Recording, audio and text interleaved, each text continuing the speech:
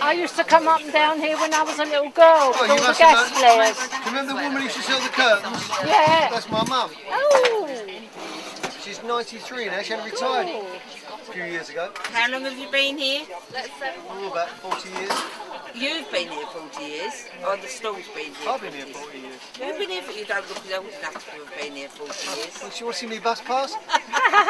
My son, he works here on Sundays. He's the 5th generation. It's 5th generation. 5th, yeah, 5.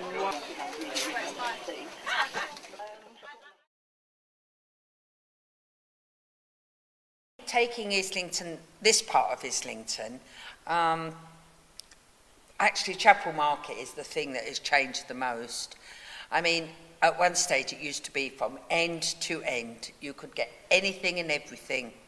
There used to be a stall where a woman used to say, "Get your same opine, get your same opine." It used to be a brown liquid thing, you know. It was pine. It was to clean the toilet with. When my husband and I were first married, we used to live on the Calais. And on a Saturday morning, we always did our shopping in the market. You know, 'cause you could get everything. You know, there were the butchers and the baker and the candlestick maker, as they say. And you could get everything. We used to come up, do our shopping, and always went into Manzy's, the pie shop. Pie and mash, brilliant, absolutely brilliant.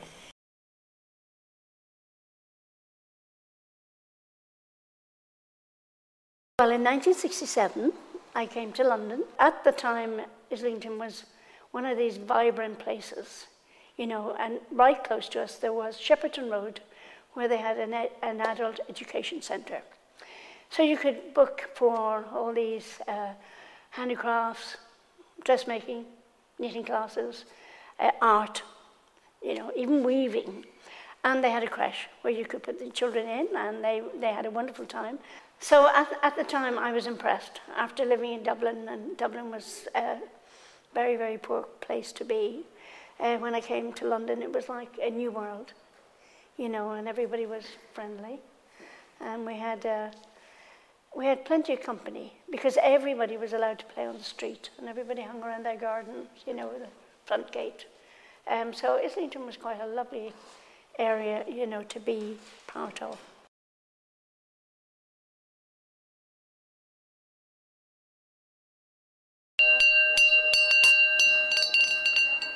It was getting dark when my father asked me, would I like to go to the Angel? This was better than the park, anticipating what I would see. There were stalls on both sides of the street.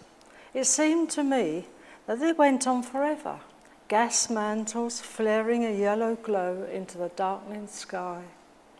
Stallholders shouting their wares, kittens, cats, books, and bicycle parts. I clutched my father. I did not dare lose him. People pushing, shoving in front of me. A tall man wearing a sackcloth apron, and on his head was a cloth cap with a peak. He was standing in front of a stall with eels on a tray, slithering. He was holding up a large knife in his right hand, his left grasping by the neck the eel on a block of wood. He was calling out, "Madam, this one?" Death descending on the chopping block, the body wriggles away. I turned my eyes to the eel shop, and the woman was coming out. She flips off the container lid. Into her mouth a piece of eel goes, and then she spits it, pursing her lips out onto the dust floor. I'm off eels.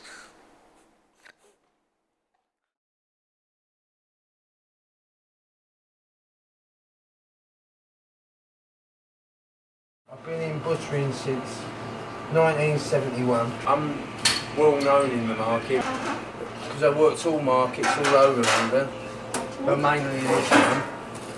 But yeah, all the markets had roughly from 5 to 10 butchers in each market. Wow. But there was butcher shops everywhere, but the supermarkets have killed everything. And another thing is, a lot more people don't cook so much nowadays. It's already made meals, lots more takeaways, lots more restaurants. Yeah.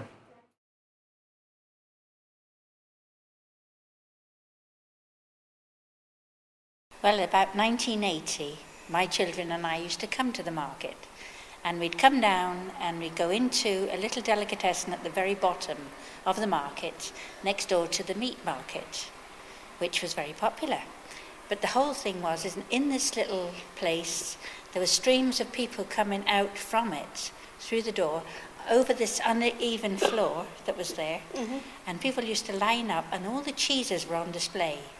And the person had a wire to cut the cheese, he had the scales, and he had his greaseproof paper to wrap it up for you. So when you chose your piece of cheese, if he weighed it and it was too heavy, he'd tell you how much it was going to cost. He'd tell you in old money though, because the Chapel market people decided they weren't going over to this nonsense with the European money. So they stuck with their pennies and shillings.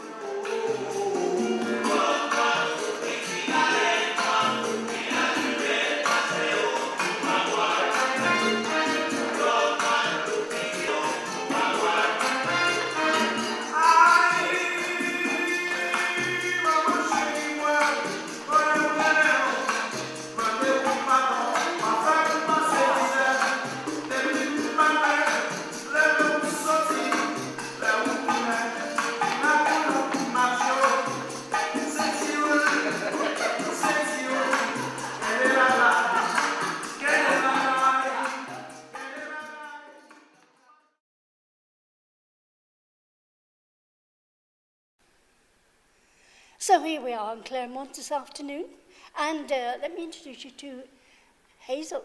Heather? My name is Heather.